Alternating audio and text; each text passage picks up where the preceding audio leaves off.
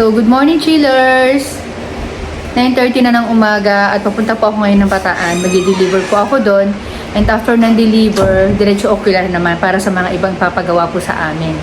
Ayan, shoutout po kay Sir Alan Lumandas. Ayan, ito na po yung araw na yon. And, yan, may baon ako ngayon na munggo. Maagang niluto yan ni Habi. Yan, pinadamihan ko nga yan ng ng alubati. Ayan siya. At syempre, hindi mawawala ang tubig. Kain muna. Lanas ko siya rin. Kamasok ng laingay. Malaylay ang biyahe natin. Pero malapit naman na tayo. Kaya ba mo? Ang kamila. Sarap ng kain ni Binding po. Dito na mismo?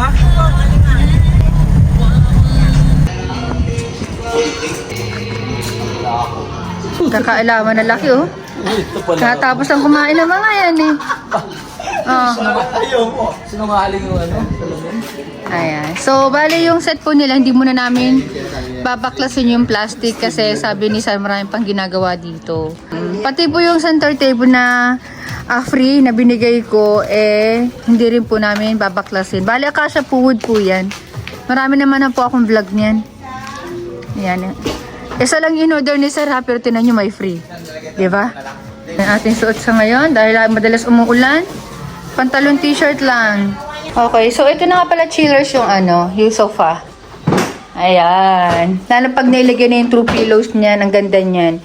Screenshot lang po sa may gustong ganitong design or ganito po yung combination. Kasi kahit hindi naman ganito yung design ng sofa ninyo, kung gusto niyo po ng combination ng yellow, pwede rin naman po. Here is the key. Bukod sa center table na hindi na namin binuo dahil sila na doon maglalagay ng paa, nagbigay ako rin ako syempre ng free na 4 na stool dahil nga po maliit lang po yung living room nila. Sila na lang po ang bahalang mag-set up. At saka ottoman with storage. Ang dami nga ni Sir dyan hindi alam eh. Good payers po siya. Kaya yan. And then, akit naman tayo sa taas. Yung mga bintana nga pala chillers, hindi muna ako sa kanya nag-recommend kung anong pwedeng ilagay. Kasi dito, pwedeng curtain, pwedeng blinds.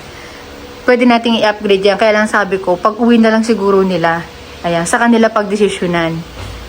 Sa taas.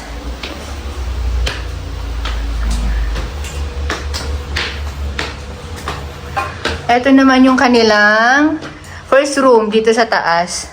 Ayan. So, double deck ang plano dito. Yan.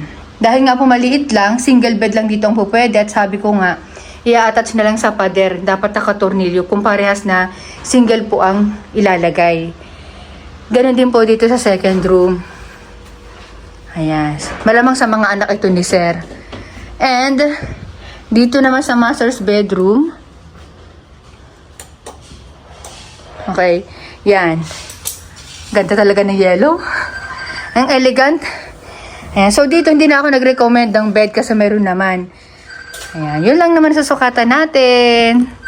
At kinahaponan ay pag-uwi namin ay ito naman po ang nire-ready nila. At malapit lang po ang deliver dito sa amin. Loose cushion nga po pala yan na 6 inches thickness ang kapalang foam sa pinakang upuan. At ito naman po ang itsura niya kapag may extra cover. Dahil fabric nga po yung pinagamit na cover ni client. At velvet nga po ang texture ng tela niyan. Chocolate brown at hindi na nga po ako nakasama ng pag-deliver niyan. Dahil nga po sa dami ko pa rin pong inaasikaso. Kung may napapansin nga po pala kayo na kulukulupot dyan ay sa pagkakalagay lang po yan. And bali yung extra cover nga po na ginamit namin dyan ay ginagamit din po namin yan sa mga bed frame. At syempre pwede rin po sa mga sofa. Masarap naman talagang upuan ang fabric chillers. Kaya lang talaga, kapitan po talaga ng dumi yan. Kahit pa po dark color ang cover niyan. Depende na rin po talaga sa mga gumagamit at depende kung mabisita po kayong tao. Ang pinakaiingatan talaga natin dito ay yung mga bata. Lalo na kapag light color ang cover na pinapagamit ninyo, ay naku, mag-end of the world talaga kayo kahit kabago-bago lang ng sofa. Napakarami ko na experience ng ganyan. Wala naman talaga magawa ang may-ari. At kadalasan nga po nangyayari yan kapag mga house blessing. Kaya ako po talaga, ang nire-recommend ko po talaga ay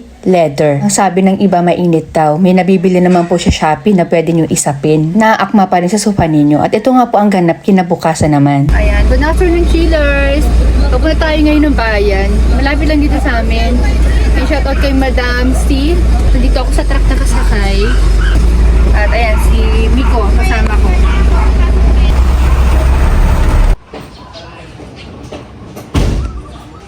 So, balik kukuha kami ngayon ng mga old sofa. Para upholstery po sa amin.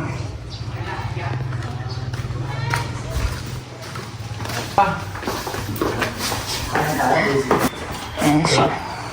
Yung may limit sa ako sa baka ba yung ban eh? Salamin. Yan yung mga dadalhin. Pati itong side table. And, asa na po? Ayun. Kasya pala sa L3, ano? Hindi natin dito. Iwan nyo na lang yung bubog, oo. Kasi baka manipis yung salamin. Malipis nga. Dahil pala L3 na lang yung dinala namin.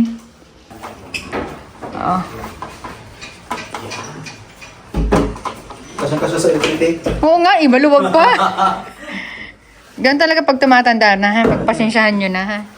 Ito ang gagawin namin dito, chillers. Tatanggalin namin yung puntura nito. I-epoxy namin yan.